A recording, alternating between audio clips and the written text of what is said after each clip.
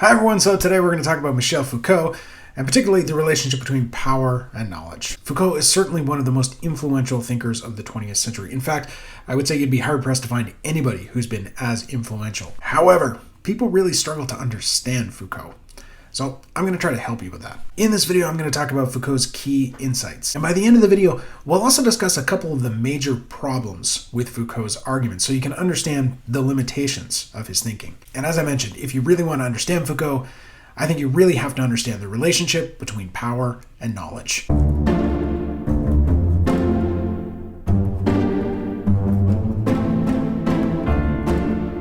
So for my money, one of the clearest and best summations of Foucault's whole project can be found in this work by Giorgio Agamben. Now, Agamben himself is another difficult to understand theorist, and so when you first read this is going to seem difficult, but I promise you, it's all going to make sense in a second. So Agamben says one of the most persistent features of Foucault's work is its decisive abandonment of the traditional approach to the problem of power, which is based on juridico-institutional models, the definition of sovereignty, the theory of the state, in favor of an unprejudiced analysis of the concrete ways in which power penetrates, subjects very bodies, and forms of life. Come again? So essentially, what Agamben is saying is that Foucault's work takes the whole tradition of political philosophy and turns it on its head. And this is partly why Foucault is hard for us to understand, because when we first read him, he seems to be thinking about things upside down and backwards. Now, to understand Foucault's innovation, let's think for a second about traditional modes of political thought. In particular, let's think about Aristotle. Aristotle famously advanced this theory of the 6 regimes. His claim was that all governments, all regimes, can fit into one of 6 categories. Governments are differentiated from each other in a couple of ways. First, by number, the number of rulers. Is the regime ruled by one person, like a monarchy, or is it ruled by many, like in a democracy? And the other thing we need to look at is interest. Whose interest does the ruling party serve? The public interest or its own interest? This, according to Aristotle, is what differentiates a monarchy from a tyranny. A monarchy and a tyranny both have one ruler, but the monarchy rules in the public interest, while a tyrant clearly rules in his own interest. So this is what Agamben was saying about the sovereign and the state. The traditional way to think about politics is to focus on who rules. Everything then follows from what kind of power structure a community has in place. Different regimes will have different laws and will produce different types of citizens. Foucault flips everything around. Instead of focusing on the ruler, he consistently focuses our attention on the ruled. But he goes further, because Foucault's other main point is that our traditional accounts of power are reductive. They're too simple. Power is not this hierarchical, one-way force that moves from the top down. Rather, Foucault says, power circulates. It moves all around us and even through us. Foucault asks us, where is power visible? Is it only in the Senate or the courtroom or the parliament? This, he thinks, is an oversimplification.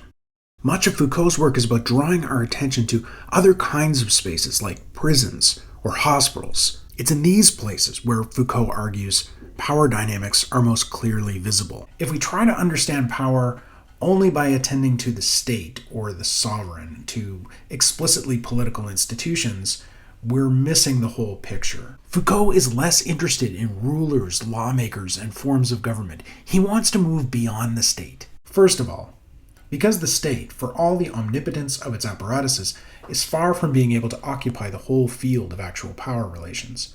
And further, because the state can only operate on the basis of other already existing power relations.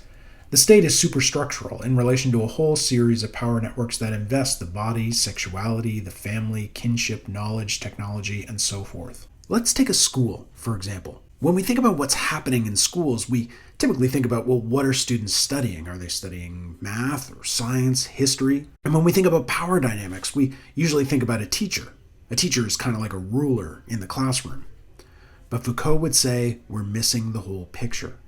He wants us to focus on the whole apparatus of a school system. Why do classrooms so often have rows? And why do schools have bells and meticulously worked out daily routines and schedules? Foucault talks about this in one of his most famous works, Discipline and Punish, and he suggests that those kinds of structures produce a person. They discipline you into being the sort of person who responds to bells, who responds to schedules, who responds to a particular mode of authority. Not only that, but schools incentivize us and reward us in ways that prompt us to internalize these power structures. When we're in school, we try to be good students. We try our best. We want to excel at obedience. That's power. Okay, now let's talk a bit more explicitly about the relationship between power and knowledge, because here, again, Foucault is flipping the tradition on its head. The conventional way of thinking about this relationship between power and knowledge is, again, traceable to the ancient Greeks. You've probably heard people talk about the ship of state.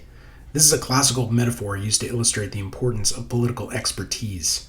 Philosophers like Plato liken governing a city to piloting a ship. In both situations, lacking the proper knowledge, the right kind of expertise, will doom you, doom the ship or the state to failure. This is a classic Socratic argument that our political leaders, much like ship's captains or carpenters or doctors, need to know what they're doing. And if they don't have the proper knowledge, then they will use power badly. So this is the conventional way of thinking about power and knowledge. Think about a chainsaw, for example. If you have a chainsaw and you know how to use it, well, you can do things with that chainsaw. But if you have the chainsaw and you don't know how to use it, well, you can hurt yourself and others. Now, Foucault posits a more radical relationship between power and knowledge. The key claim is really that power dictates the terms of knowledge. So power decides what things there are and in what ways they can be known. Now, in some respects, this isn't entirely radical. This is just an extension of something Aristotle said, which is that politics is the master science, and it determines what all the other sciences can do, what ought to be taught in school, how much ought to be known, what ought not to be studied. That's just the business of politics. Foucault extends this argument and suggests that if power dictates what can be studied, how much should be known, what cannot be known, then doesn't power, in a sense, dictate what is true?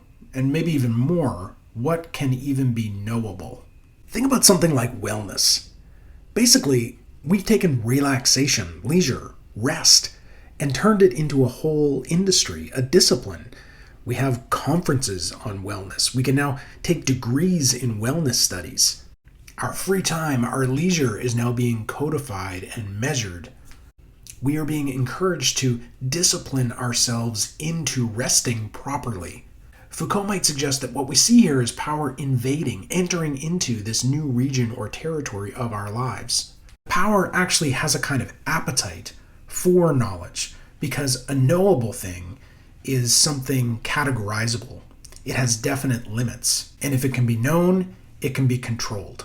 We sometimes imagine an adversarial relationship between truth and power. We might think of figures like Socrates or Galileo as these lovers of knowledge who speak truth to power.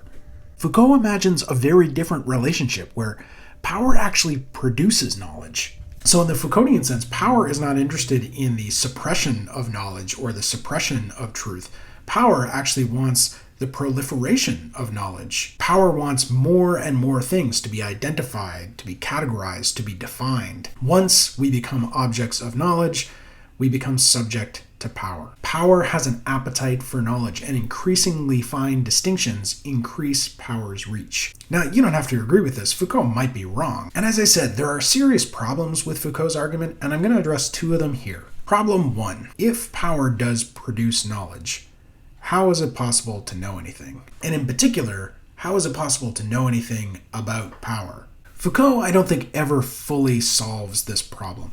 Wouldn't studying power then just be participating in power? We are studying the things that power wants us to study, and we're learning about the categories that power has already defined for us. And if all that's the case, what is Foucault doing as a thinker and a writer? How does he understand his own project if knowledge is subject to power? Second problem, what is power? Where does it come from? What does it want? Does it want anything? Does it have agency? Does it have an agenda? Foucault never really answers this question, and it threatens to invalidate his whole argument. Foucault is very useful and very effective at describing power's effects. He's very good, very persuasive about describing the way power works, power's techniques, the things it does, and how it operates in our lives. All that is very persuasive and believable. But where power comes from, it's kind of like the Force. It's just